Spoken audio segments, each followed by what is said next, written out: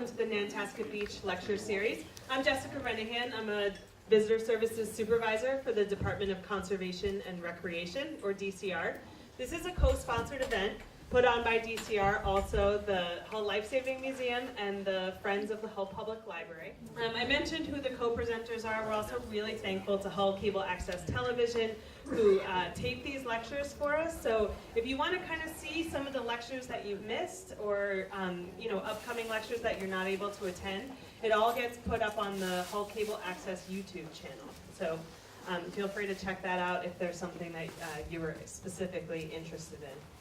Before I introduce tonight's speaker, I also, I should thank the hotel too. Thank you to the Nantasket Beach Resort for hosting us here tonight.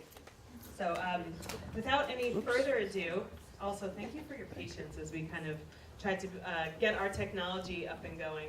Thank you for holding for us. So without any further ado, I would like to introduce tonight's speaker. Christopher Haraden has worked as a reporter and editor for various newspapers in Massachusetts and New York. His publication credits include numerous tourism, historical, financial, and real estate publications across New England. In 2001, he was a contributing author for Hull and Nantasket Beach, the Then and Now series that's published by Arcadia, a collaborative effort of the Committee for the Preservation of Hull's History. Most recently, for the last 2 years, he's been working on a book about Paragon Park that should be debuting this summer. Yay. Please join me in welcoming Christopher Haraden. Thank you. Thank you, Jessica. Thank you.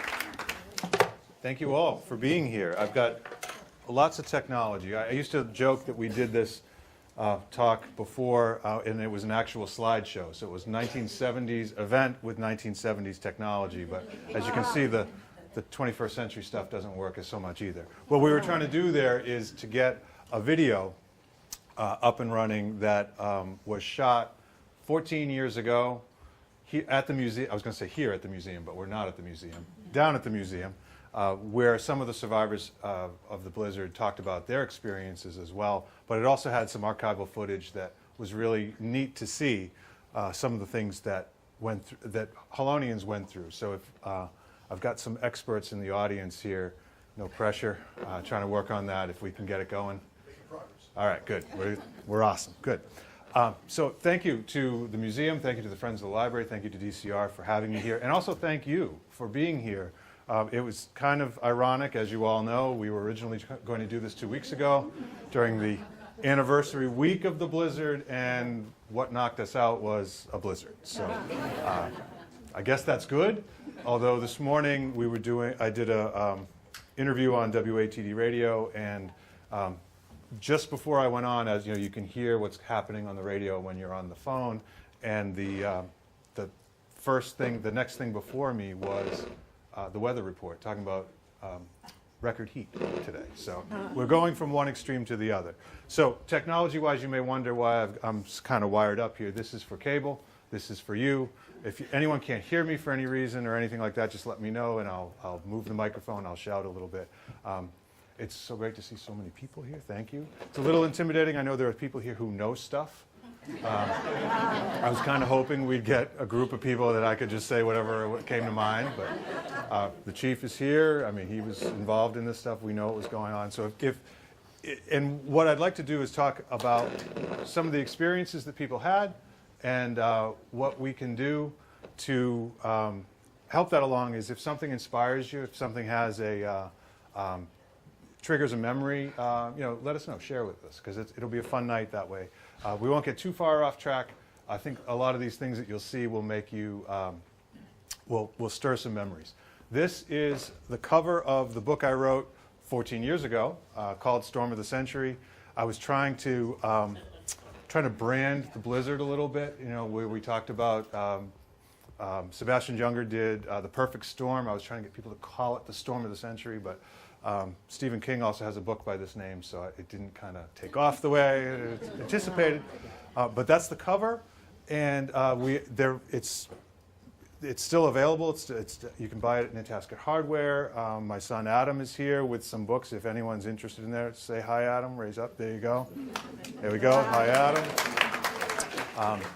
But that's not why we're here tonight. We're here tonight to share and to relive some of the great memories. So let's talk about the blizzard. Let's talk about what happened. So where we start is where I think most people look at it is what happened? Why were we in such bad shape? And this is without getting into a lot of the weather events and the weather circumstances, although I did have to learn a lot of that when we were doing the research here. It was an incredible coming together of weather events. There were low pressure systems, as we know, are the storms. High pressure systems are the ones that are when fair weather, but hold these things in place. And basically, if you can imagine, the arrow shows where Hull is, and that's the storm that was barreling down on us on February 6th and 7th, 8th and 9th of 1978. So we were really in harm's way. How many people were, first of all, I brought two with me who were not alive in 1978, but how many people were kicking in 1978? Okay, good. Okay, how many people were here in Hull? Okay, all right. How about in New England, the area? Okay, good. All right, so we'll talk about, you were in California. Southern California. Southern California. All right. I know. Who let him in? But okay, so we'll talk about some of our experiences because as we know, if you were in different places, in different locations, your experience is different. Some people here in Hull, people in Scituate, Marshfield, down the coast, really were affected by the flooding and by the water. So it was a blizzard in the sense that there was a ton of snow and those blizzard conditions. I think now one of the things that we have to think about and what we see is we've now become very attuned to what weather terminology means. The last time, 2 weeks ago, 3 weeks ago, they were dying for it to be declared a blizzard. There was, the wind over a 3-hour period and the certain snowfall and all that sort of stuff. Back then, we didn't really have, the terminology was just what it was. It was a big storm. But where you were depended on, or what your result was depended on where you were. And we'll see the pictures as we go through. So, we're getting the storm, the snow, and the next couple of slides we'll talk about the snowfall. But the real thing that occurred to us here and that had the lasting impact was the tides, the water, the damage, all of that sort of stuff. So this is what we were facing. The thing that was most interesting to me in recounting and looking back at what happened then was I was 7 years old at that time. So for me, the biggest memory was 2 weeks out of school. That was the big, and also being at home. We lived here in Hull. I lived up the street, and we had water in our backyard, but not in our house. So we didn't have to leave. We were huddled around the fireplace, and we stayed in the house. But what I think people remember when they think about it was that we have to go back to 39 years ago, and what was life like then? And for those of us who lived it, we know what it was like then. But think about the things that occur to you now to be kind of commonplace. One of them is the weather forecast. We can't get away from the weather forecast now. Consistently, we're hearing about weather. And some people have said we've become kind of jaded to it, or wimpy. We cancel school too early, or we don't go to work too early. One of the things, if we get that video going, no pressure, Tim. One of the things, I'll bring it up. One of the things that you'll see is, at least if we go that far, was Governor Dukakis declaring a state of emergency and asking people to stay off the road. That never happened before. Yeah, he had the sweater on, right? The sweater. He had the sweater. But here's something interesting. So that was 1978. Do you know that he lost the election that year? He lost the primary that year in November. From February to November, it didn't work out for him. But the sweater was what people remember. He was on TV. He was there. He was the guy talking to you. And interesting about Dukakis, since we're there, I'll mention it, was so everybody kind of started Monday. Monday was February 6th. And everyone started the day. And it was sort of normal. It was okay. There was nothing really happening. In fact, in Rhode Island, one of the newscasters or the news reports said people woke up and there was supposed to be 6 inches of snow on the ground already, and there was nothing. And everybody went, they did it again. You know, they tricked us. So they didn't do anything. They didn't take any precaution. They didn't think that the snow was coming. Here, people had already gone to work. So there are some weather forecasters now, Don Kent being one of them, a couple of the others that were around back then that said, oh yeah, we started talking about that a little earlier. They didn't, really. Somebody may have said something on the 11 o'clock news, but if you weren't watching the 11 o'clock news, again, go back 39 years ago, we weren't looking at the weather on our cell phones. There really weren't many morning local newscasts either. So you didn't get up and watch or anything like that. So people went to work. People went to school. They started their day. And then the snow started. And then things started to become significant. And that was when we really were in the middle of the storm, and by then it was too late. And we'll see what happened when everybody got out of work at the same time. But what's interesting to me is there's a couple of slides here that talk about the snowfall. So the red area is the big area, and the light blue is 10 to 20 inches, which doesn't sound like a lot. But for the blizzard's record-setting 27.1 inches of snow in Boston. So now there were, as you can see, there were higher amounts everywhere. But what we measure the snowfall generally is in Boston at Logan Airport. It's not always an accurate measure because it's in the middle of the water. Sometimes it's warmer. It doesn't always snow as much there as it does in other spots. But that's what we're being consistent with. But look at all the other snow, the other parts of New England and the mid-Atlantic states. So if you were to Google blizzard of 1978, which you might do, you'll get reports and memories and things of other parts. And I always thought it was just us, really. I thought we were the hardest hit. But this period of time there was a lot of other stuff going on. So the storm itself stretched a lot longer and a lot farther than many people remember. We'll also see some of the snowfall totals. So here is what are the top 10 snowfall totals in Boston. The first yellow one here is the blizzard, February 6th to 7th, 1978. So this is snow in one storm. So it could be 1 day storm, 2 day storm. Usually it's a 2 day storm.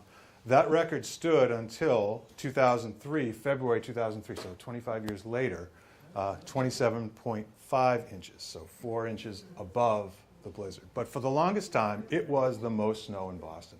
But interestingly enough, so then, the one before that had stood, this was the 100-hour snowstorm, 1969, also in February. But the other yellow piece was something that people don't remember as much, was at that time, the second highest snowfall. All of these in here occurred after 1978. Second highest snowfall on January 20th, 1978. So we already had snow on the ground. Okay, they remember it. Okay. A lot of people don't, so you're good. So we already had snow. We thought we already got socked by a blizzard. There's nothing bad's going to happen, but there was already snow on the ground. So you have to think about that 27.1 being on top of 20 inches already on the ground. So it's an incredible series of weather events. Now, the other one that we always talk about now, so people always compared every storm to the blizzard of 78, right? Now what's the one that everyone's comparing it to is 2015, it was terrible. Well, it was. There were some higher snowfall amounts, as you looked around here. This is a graphic from Channel 4. But what the blizzard of 2015 didn't have was the flooding. It didn't have the long-term effects. But one of the things that people have talked about is our storms worse as we go through the years. And they are, as you can see, they're getting more and more significant, more and more snow. But what we're not seeing as much is the long effects of this. And that could be for many reasons, and we'll talk about what some of those reasons are. So this is one of the pieces that one of the images of the day. So people, as we said, started their day. They went to work, went to school, went to places in Boston, went about their day, and then the snow started. And then they started to think, well, okay, maybe we should think about leaving work. But again, how did that message get out? You didn't have the notes coming across your computer every day. You didn't have that weather update always coming to you. So when people started to think about leaving town, leaving work, leaving school, everybody was doing it at the same time. That was in Boston, near the bank building on, I want to say it's on Atlantic Avenue. But people started leaving. So now all of a sudden the cars are filling up the streets. This is Providence, Rhode Island, and the snow is starting to get a little heavier and a little heavier and a little heavier, and people are out there. It became so much that you started to find it difficult to get around. Even emergency crews couldn't get around because, as we'll see, everybody's doing it at the same time. So this is what you get.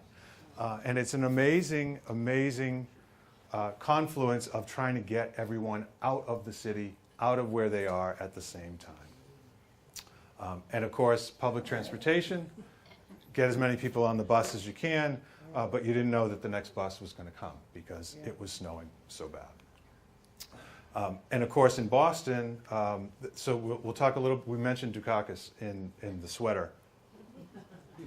He went about his day the way that everybody else did as well. So he was actually on the radio Monday night when doing his normal, I want to say it was a monthly show they did with David Brudnoy, where people would call in about issues of the day, and I don't know, they're talking about some tax or something that he was talking about with somebody, and all the while, all of the people at the State House are calling in on the other line saying, get him out of there. We need him back at the State House to make decisions about stuff. And he kept talking and talking and talking and going on. And now there's that bunker in Framingham where the storm center is. Well, it was too late. He couldn't get out there. He had to go back to the State House. But he didn't. He stayed in the studio and started in a way that I think is typical of the way that Dukakis' style was. He started putting the guys that were calling on the air. What's going on out there? Tell people what's happening. And so people started getting, live from state officials, and I could just imagine these people going, "Am I really on the radio talking to the governor, telling you that you should declare a state of emergency?" And he did on the air, live on the air, declared a state of emergency and started asking people to stay home, which was an incredible thing because that's not something that just sort of happened on a talk show, on a radio. But one of the things that happened was the snow started falling so quickly that it shut down public transportation in addition to the roads. And then Monday night, the tides started to come through. And that's what we're most familiar with.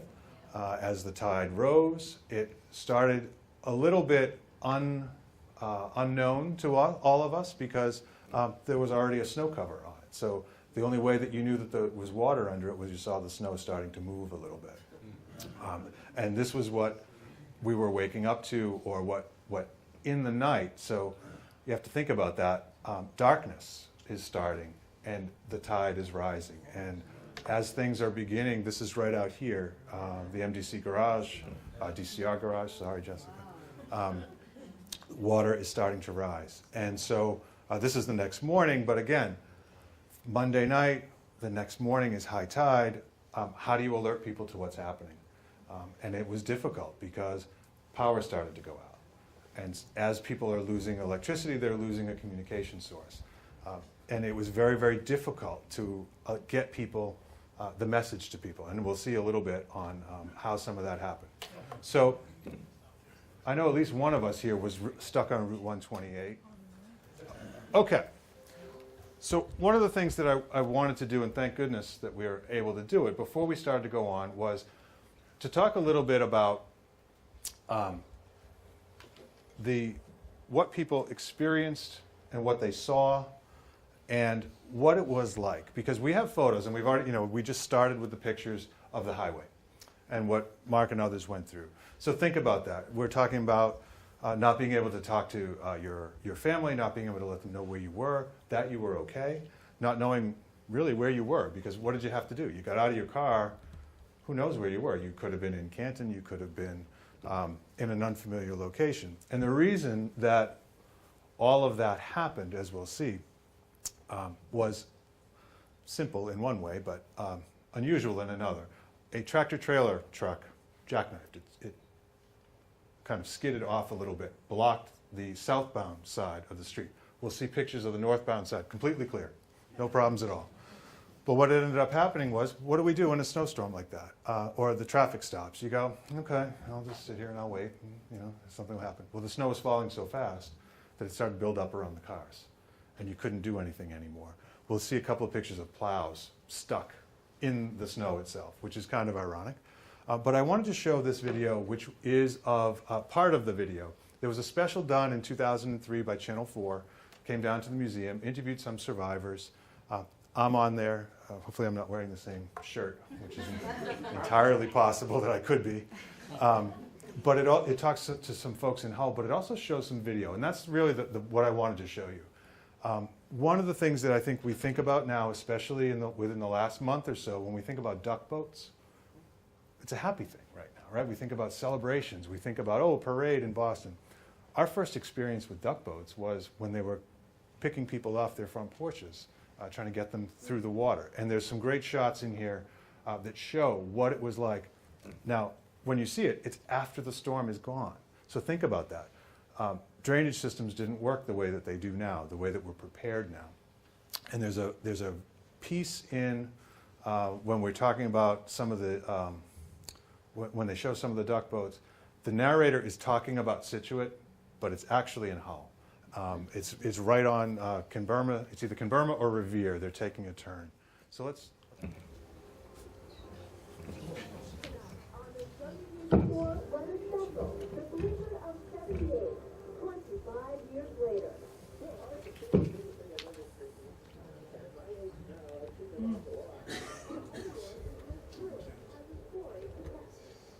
The manager of a nearby grocery that they could walk to got permission to break into the store. We'll take you back in time and relive the history and the horror. He says he has the orders to get out of here to pick up an injured person. What if it happened today? Could forecasters give us an early warning?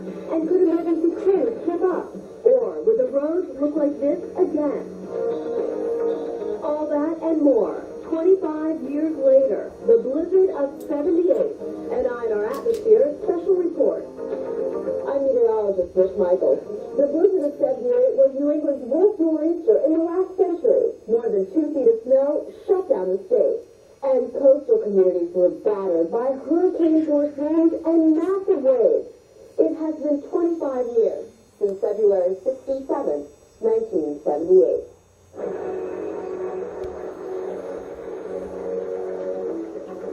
Remain in or close to your homes and do not drive. I won't go through it again. I thought it was normal. For those who lived through the blizzard of 78, the memories are indelible. I heard one big roar in my house and I ran out. There's about 14 houses right in a row that were washed away. Snow fell heavily, 3 to 4 inches an hour at its peak. Drifts swallowed automobiles, and the ocean reclaimed beachfront property, crushing seawalls, flooding coastal communities. I know about what the creek can do, so I warned people there would be tremendous high tides, there would be gales, there'd be flooding, and there'd be all kinds of trouble. 25 years later, in towns like Hull, people still trade stories of what it was like to live through the worst nor'easter in New England history. Oh, I couldn't believe it. I've seen storms here 100 times, but nothing like that. February 6, 1978 started out like many other New England winter mornings. The forecast called for some snow and temperatures in the 30s.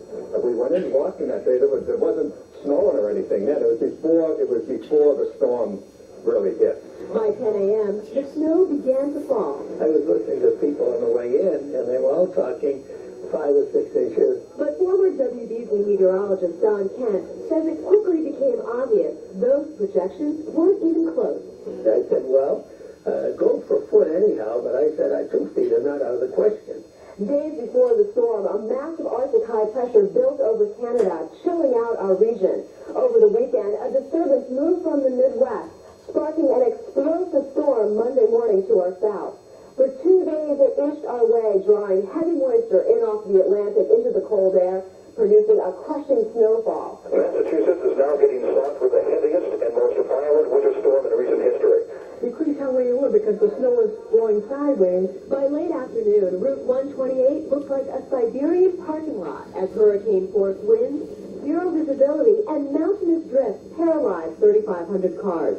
State police checked cars one by one. We're looking to say, is that the roof of a car way down in that drift? And the only way to get there, obviously, was to get out of the car and hoof it. And I think this is my station wagon right here. Dick Cordley spent 14 and a half hours in his car with a woman he rescued and nothing to eat except 5 got dropped. I will get the odd one. that night, as they fought to stay warm, huddled in a blanket, Cordley kept a journal on bank deposit slips. At 4 a.m., and the engine's very wet, very cold now, and the engine wouldn't start.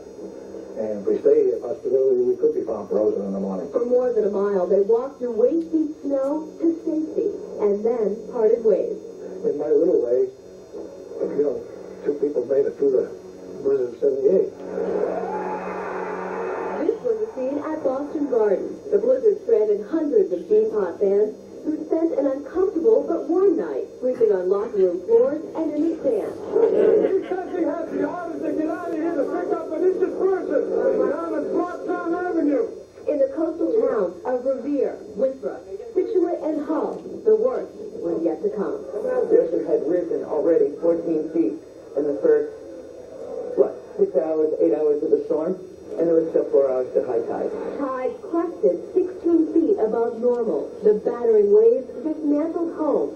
Streets turned into Arctic canals, swallowing cars and everything else in the way. The street, everything's white, and I see this huge black snake coming down the street. There was water.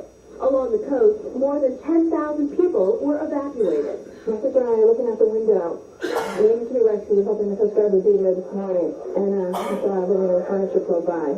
And we just thought, we don't have a house. This is it.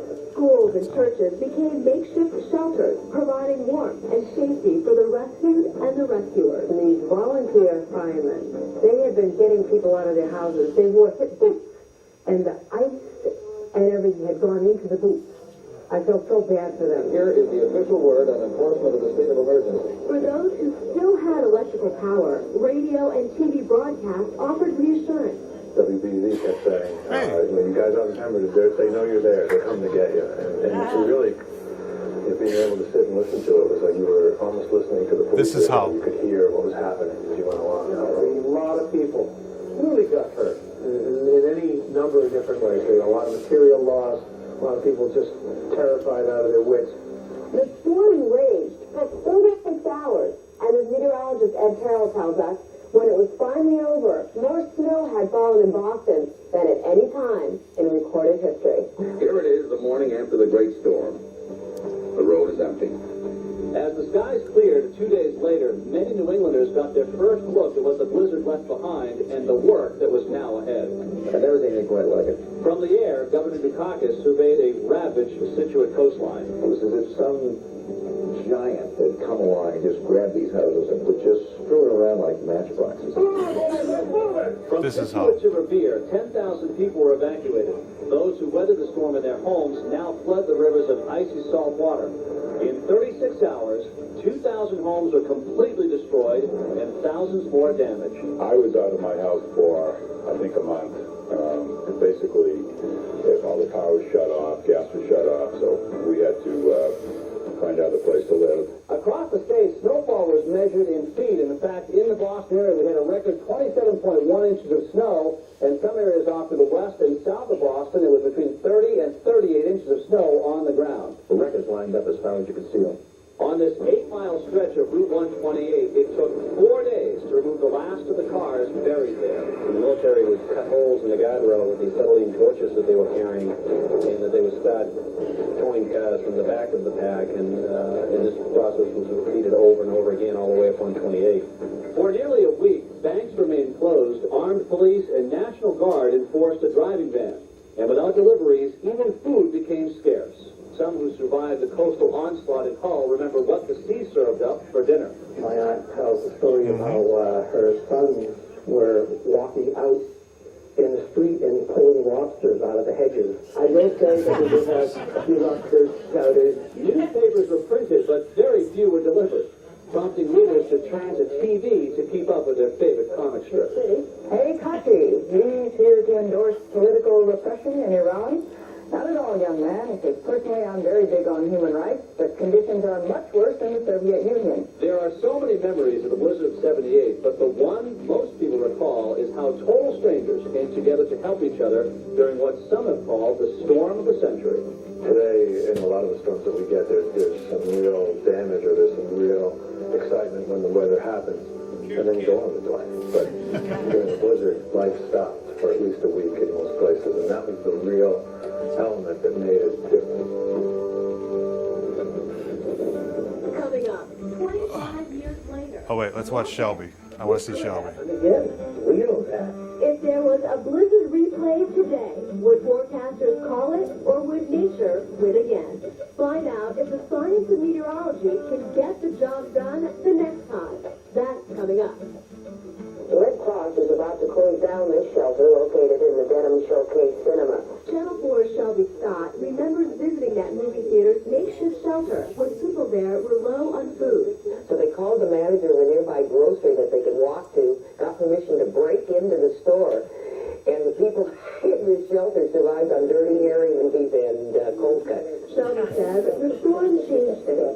From then on, every time there was a drop of snow, people rushed to grocery stores. You could see the shelves empty. The television stations started covering it like mad, which we hadn't before. I mean, that was the start of all this storm coverage. In later years, Shelby became famous for her storm coverage. Would she come out of retirement if another big one hit? Only if you call and pay me a lot. All right, so we had to keep Shelby in there. But I wanted you to see what life was like then. What because we have the still photos, but the actual images of the floodwater still there. That's to me what was incredible. Those up here, yeah. For those of you who are unfamiliar with where Stony Beach Road is, it's the street that goes right along Gunrock Beach, like where you would actually go and sit. There's a seawall there now. We'll see it. And actually, if I remember, my dad, who was quite a community activist and didn't mind putting us into service, we were filling sandbags to. You'll see the sandbag wall there. So putting the 7-year-old to work. But one of the things that we talk about here a lot, and we'll get to those pictures in just a minute. Thank you for sharing that, and thank you, Dennis. Appreciate that. So this is what happened. This is where we were on if you were inland. The one I love, the picture that I didn't see it until I was doing this once. This is a plow, right here, stuck in the middle of it all. And what happened and we'll see it here, is, so you can see one side of the road is completely clear, the northbound side. Southbound is where all of the problems happened. And as they said, it was an 8-mile stretch. And these tracks here are people going from car to car, checking on other folks. The police came by. People were just, they didn't know where to go. They were in their cars. They were trying to keep themselves warm. On some roads, as we were told to stay in our homes and not go anywhere, there were no roads, nobody on the roads, which I think is probably amazing to look at. One thing that we did remember, or we will remember for a long time, is the presence of the Army here with us. National Guard, Army trucks, Army vehicles. There's a lot of them that you'll see because these were the only types of vehicles that could get through as much snow as we had. So this is looking over Route 128. So these were some of the folks looking. It became a spectator sport because people didn't have anything else to do. What else were you going to do? Or if you were like Mark, you were looking to see if they were going to get your car out eventually. And if you were on the highway, it allowed us to walk many places, including walking on the highway. This is in Rhode Island, a woman named Elaine. Some of these photos that we've got are from newspaper archives. Some of them are people that I've met along the way doing research. A couple of them I may have stolen from the internet. I apologize in advance if they're yours. But again, these were some of the photos from the newspapers. In fact, the Boston Herald won the Pulitzer Prize for photography for one of the images. That one is one of them. And the famous picture that's on the cover of the book, Of Mine It's Light, was one of the other. There were 3 that were submitted, and these were the ones that won. No, Kevin Cole. Kevin Cole. Stanley Foreman, I think, was his editor, though. So this is, again, illustrates where we were. Northbound is clear, and as we saw in the video, they would go along about every mile, cut a hole in, and pull out the cars so that they could get them out. So if you were stuck on the highway and could make it to a shelter or a place that someone could sit around, you just sat around and watched the weather report or whatever else was on because you couldn't get anywhere, couldn't get home. Okay, so this is the one where now people make fun of this all the time. Oh, you're going to run out and get milk and bread because it's going to, you're going to run out. No. It's not that we're going to run out, it's that the store is going to run out and you won't be able to be restocked at all. So this is from a place in Brockton, but one of the great parts about it was that in addition to everybody else getting stuck, the bread truck got stuck. So they just delivered all the bread to the store. So if you live near this place, I want to say this was the Brockton Public Market, you were in good shape. You had no problems at all. This is absolutely one of my favorite pictures ever. It's Route 195 between Massachusetts and Rhode Island. Guess where the state line is? It just drove up, turned around, and said, we're not going any further. I mean, I guess, right? You're not supposed to go out of state with those cars. But I just thought that was great. The biggest problem in the city especially was where do you put all the snow? And so we'll see where this, you can't really see it probably in the back, but this is a little thing that says car here. People would go around and put those in the snow to make sure that you knew, because if you were walking down the street, you might have a car underfoot. You never quite knew what you were going to find. People walked everywhere. Everywhere is the only way to get anywhere. Or you skied, or down the train tracks. Why not? The T wasn't operating. This is another great photo from Brockton. Stanley Bauman from the Brockton Enterprise. I don't think this won an award, but it became sort of a famous photo around. I also put it on the cover of the book. Years later, on the 25th anniversary, I want to say it was this guy's son or nephew was trying to recreate this picture but couldn't find a phone booth. So he had to sit on a mailbox on a cell phone. It was actually kind of funny. I wish I had the picture, but it was in the Enterprise and they wouldn't sell it to me. So you walked again. You walked everywhere. And then when the plows were able to get out, I mean, they had a job ahead of them, which was incredible. Sometimes they didn't get to do the job that they needed. This is actually from Connecticut. One of the other great, Connecticut was another place that was hard hit, and there was a photo. This is the other thing to remember too. Where we went back into the Wayback Machine about how life was different. We didn't take as many pictures as we take today. In fact, if someone who's here from my family wants to take a picture of the slideshow, that would be a good idea.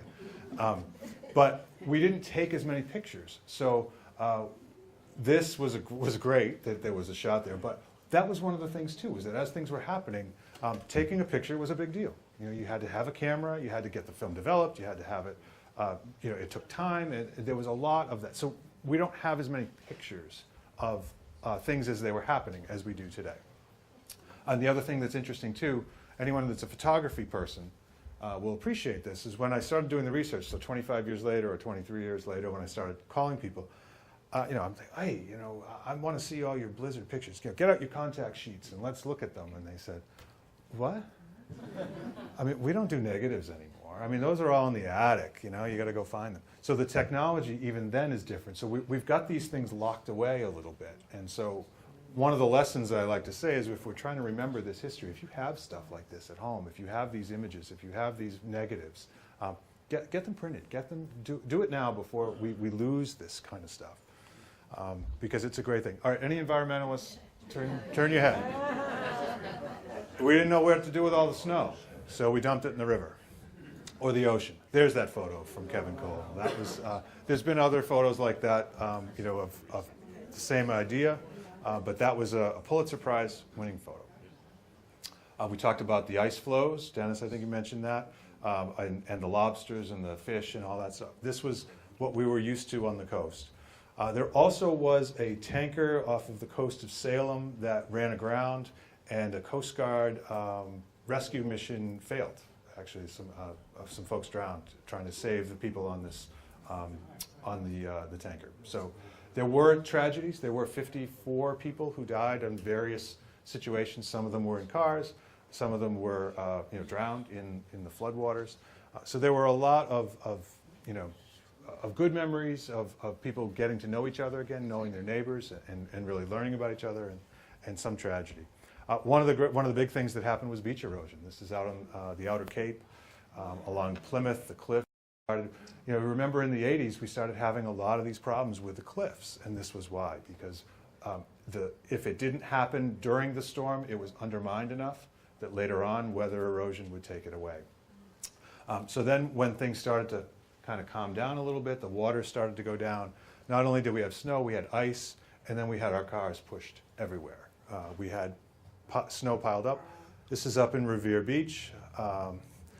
Along the way, that just shows some of the damage. Again, they also had the presence of the National Guard and the Army there. Old Orchard Beach in Maine, the pier, it's actually still there. It was rebuilt, but you can see here, it's just completely knocked out. A couple of landmarks were lost. Anyone read Henry Beston, Outermost House? This was the outermost house on the Cape. Got washed away completely destroyed. Motif number 1, Rockport, right? That's what it looked like in 1977. That's what it looked like in 1978. And so now we're back to this, sort of. But this was, again, you know, something that was vulnerable and was hit. Okay, anyone read the Globe this past week? This was kind of cool. This was kind of neat, right? So anyone go to Pier 4? Did you get the popovers? Yes, of course, right? So Pier 4, Anthony's Pier 4 is not there anymore. It's now being redeveloped. So for many years, 10 years actually, the steamship, which was very similar to the showboat, to the Mayflower that we had here, the SS Peter Stuyvesant, was next to it, was docked next to it. And it was kind of an elegant place. It had a nice wine cellar. And they built this, you can't see it in this picture, but they built this structure underneath it so that it wasn't just sitting there bobbing with the tide. It was stable, and it was a place to be. It was picked up out of the cradle and pushed over onto its side, and it didn't make it. So the maybe. So the ship itself was, the reason I mentioned today, did anyone read the news this past week? The ship itself was scrapped, so it was, you know, kind of broken up and taken apart. But what we didn't know was that the piece of the understructure and some of the ship itself was still down there. They just sort of left it there. And this week, as the redevelopment of Pier 4, so this is the old Anthony's restaurant, started, they started pulling up pieces of the ship, and that's what's on the barge. Still some of that stuff under there. It was in the Globe the other day. That's exactly, yeah, that's where I stole that picture from. Yeah. So, what's that? Peter Stuyvesant, the SS Peter Stuyvesant. But it was Anthony's Pier 4 was the restaurant. Yep. It was, Peter Stuyvesant was the guy who settled New York. So he bought the boat, but never renamed it. I don't know why he didn't rename it the John Adams or John Winthrop or something like that. So now we move to the coast. So these next series of photos will be more familiar to all of us. But one of the things that I think we don't remember as clearly was we had water, we had snow, but we also then had mud, dirt, rocks, all of the stuff. You know, some of those were probably ice flows too that were knocking on Dennis's door, but probably rocks too. So as you can see, all of the stuff that was pushed into somebody's living room. This is down in Scituate along Minot. That actually is in Scituate as well. This is the damage. This is what was left over. Yes. Yep. I'm not exactly sure where this is.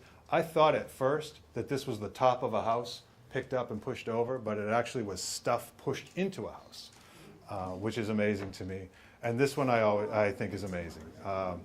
You know, talk about just, this car was just parked in someone's driveway, and all that stuff piled it up and piled it up and piled it up. Cars in Hull were total. I'd guess. We have, this is probably the best plumber ever in the world. The entire house was destroyed except for the plumbing. Whoever that guy was, I think, you know, you got to see some humor in it. So again, our hometown paper, one of the headline, which I think is interesting, is, so this is days later, this is the 16th, still trying to get the water level down.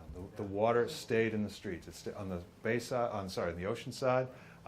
Now we have the drain system, which runs under Nantasket Avenue, goes out to Brockton Circle, Draper Avenue, in that area. We needed to get the water out. We needed to get back into the ocean because it was staying here. And that's what those duck boats were driving through. Chris, how did they do that when it's Pumps. Just pump it out, keep it going. It was, you know, just a time-consuming process. These were folks that found that their homes damaged in the Gunrock area. Right out here, so there's Paragon there. So right in the front beach there, parking is at a premium. Good old Paragon. We mentioned Paragon earlier. There was a lot of snow, a lot of water. The story that is told, there's not a lot of pictures inside either. Even I asked Myron Clayman, whose family was part of the family that owned the park, and he said that they just felt so awful about looking around. They didn't want to take any pictures. They didn't want to remember it. They didn't want to see it. But the story he told about the force of the water, well, two stories he told. Actually, one was kind of funny. There was a guy who was the caretaker, was there all winter, and he called Myron at home and he said, Myron, you got to come down here. You got to help me out. There's water coming in, you know. And he said, well, go down to the shop on the second floor and, you know, sit up there. You'll be fine. And he said, I am on the second floor. The water's up to my chest. I don't know what to do. And Myron, of course, if you knew Myron, he had a great sense of humor. He said, get the hell out of there. But the other story that he told was that they had these picnic benches that they built, custom-built benches that were heavy. Usually took 3 or 4 guys to pick them up and move them along. They were in storage, kind of weighted down with stuff. They were picked up over the fence and brought from the front of the park all the way to the back. So it just tells you the force of the water that was moving through. And of course, there were rides and machinery and things that were there that needed to be repaired. And according to Myron, some of the games could have been were saved, which I think is hysterical, that these were under salt water for 2 weeks, but they were still working the next day. But a lot of the machinery had to be replaced. And the amusement park industry is pretty tight-knit, so they came and they helped them. People from other parks helped them. But this is a picture taken by my brother, who's there. Shows you the water level.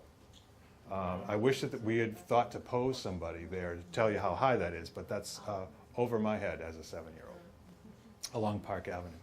This is the bathhouse that was there along what's now it's a concrete brown bathhouse. Was built in 1978 after this. This actually was the original, part of the original bathhouse that was destroyed, just completely taken away. Fascination, Dream Machine, now it's Dream Machine, then it was Funland. The Penny Arcade, all of that stuff, just completely blown out from beginning to end. Along the bathhouse, oops, sorry, we saw, I went by too fast, just completely took away the seawall that was there and the ride. Again, now this is in Gunrock, a little bit past what was the Gunrock House and Gunrock Beach. You can see the muck and all the stuff that they had to clear out, but these were the guys from the National Guard, the Army, that were there. So you could see these bulldozers and tanks just always around. That was the presence. Chief, there was Red Cross ambulance there, Army ambulance down at the 8th Street Fire. They also have a full-service bar on the second floor. Okay, I'm with you. The other thing that happened as we had to clean up, or as folks had to clean up, was all these cars that were underwater didn't work anymore. so they had to be taken away. So they're pulling, this is across from the temple on Nantasket Avenue. I don't know why that car is facing the wrong way, probably was pushed around by the snow. And where'd they put them? Well, we happen to have a big empty piece of land down that way, the HRA land right here, across the way. This is the triangular, not the triangular lot, but the Bayside lot, just filled with cars. As people, they pulled them off the streets, they had to put them somewhere, and that's where they went. Again, this is what was a relatively new road, the curve as we go along, just filled with stuff, filled with dirt, filled with muck. And as you can see right there, right from where we were, they just turned the camera and looked this way. The seawall here is destroyed and just stuff is everywhere. Along Samoset, so the water is still sitting. Oh, you got your house? Everywhere you look, there was snow, there was water. This is along, I want to say that's Revere Street. This is that famous, what to me became a famous image of Hull was this blue van. It was in the video that we saw out in front of the temple or on the side of the temple. This is, again, days after the storm, still underwater. There it is there. Yep. Again, water just everywhere, everywhere, everywhere. So people were living in schools. One of the reasons we were out of school for 2 weeks was that people were living in the schools. Again, along Kinburma area here. I stole that from somebody, I don't know who I did. The corner of A Street and Central, just kind of walking out to see where they were. Again, he's in, up to his knees in water. And then when the tides receded, you saw what happened. You saw what the damage could be done. Flipped a car. Right along Kinburma, looking down from Nantasket Avenue, 2 days after the storm. Along Beach Avenue, there's a couple of shots here just of utter destruction. And one of the things that's interesting is that in some of these areas now the dunes have grown in a little bit, but it still just shows you the destruction. If you're someone like me who likes to walk the beach because it's calm and peaceful, look at what the beach, look at what the water can do. Down along, this is actually at Point Allerton. This is the small house at the corner of Point Allerton and Nantasket Avenue. There were porches on the backs of these houses. That's kind of, you can't see it because they were completely washed away. Down by the museum, there's the museum, yay. But look at the piles of mud. I mean, you take a plow to get rid of the snow, but this is to get rid of all of the other stuff that was there. House behind the museum. And then also, I didn't mention there was actually a fire here in the village. 2 houses were burned. This is the remains of those 2 houses. Again, we wanted to talk about irony, about all of us being unable to come because of the snow. They couldn't fight the fire because they couldn't get to the hydrants because there was too much water.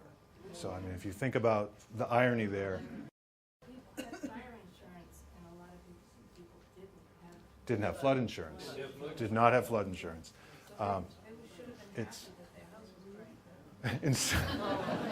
That's one way to look at it.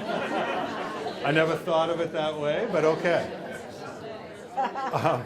The other thing that happened as we looked back, and we'll finish up in just a minute, is how bad the seawalls are. How bad, just the destruction of the water.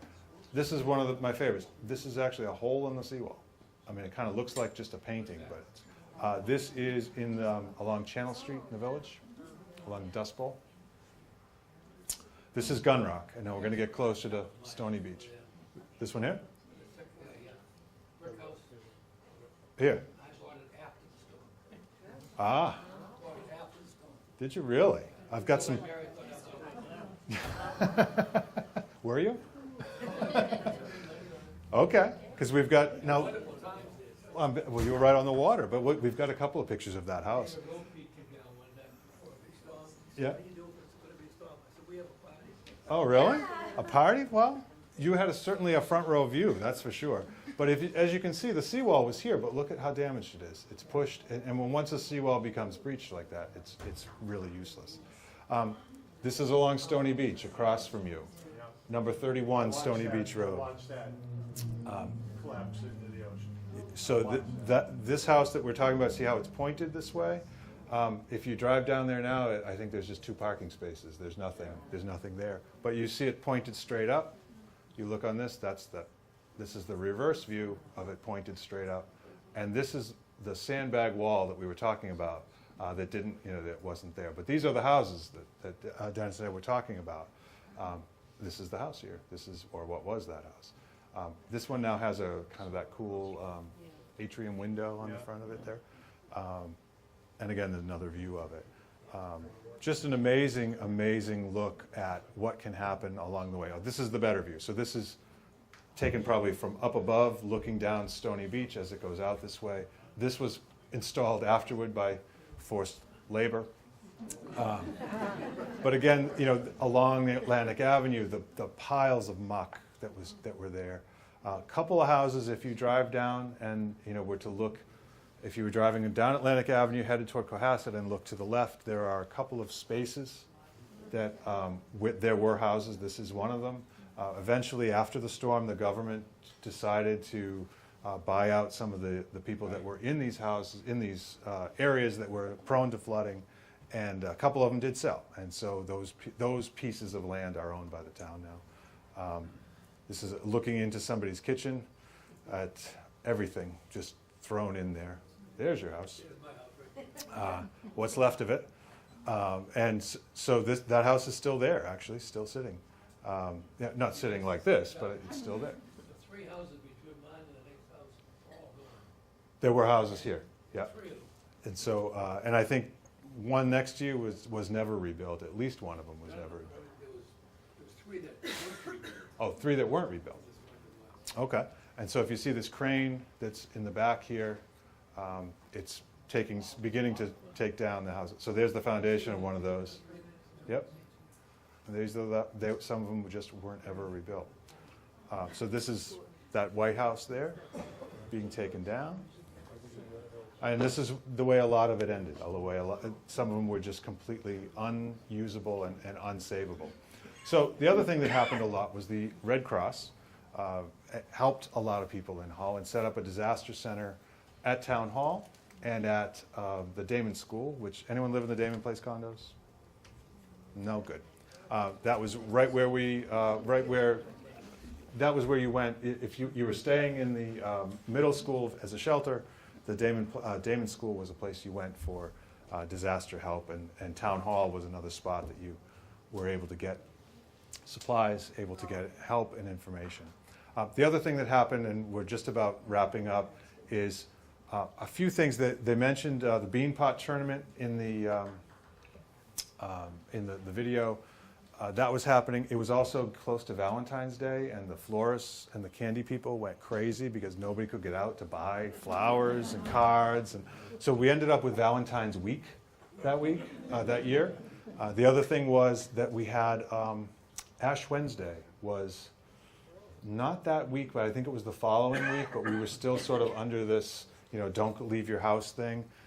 And the Archbishop, the Cardinal, I think it was Cardinal Medeiros, did away with Lenten, whatever. He said, I think the quote in the Globe was, "God understands. It's okay. Do whatever you have to do." But Valentine's week was kind of cool. The other thing that was kind of funny but not funny or interesting was life went on.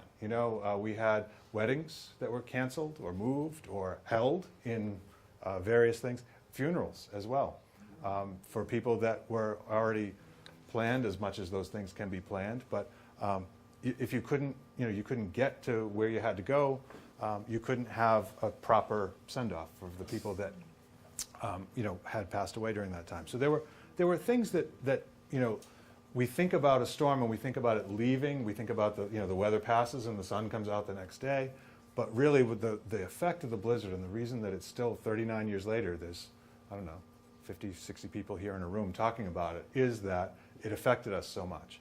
And the thing I want to finish on is, anyone remember those bumper stickers? Oh, yeah. So the reason you have the book too, right?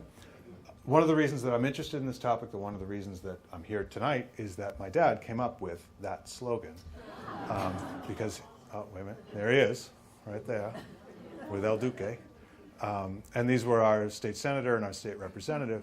Hull was the only town that in the year afterward held an appreciation day. It was called Hull Appreciation Day for the people that came to help. The American Red Cross, the Mennonites from Pennsylvania, the Red Cross, a bunch of other groups. Whoever came, there was a fantastic day. It started with sunrise service at Fort Revere. They went to Paragon Park, which was open again. And also there was a fair that was held at the Warwick Mansion. Everyone remember the Warwick Mansion? Before it burned, yes. So this was a fundraiser, and it became this idea that people really did have an appreciation for the help that people gave them, and understood that piece of community, because that's what we kept hearing all the time, was that the blizzard brought people together in a way that they hadn't before.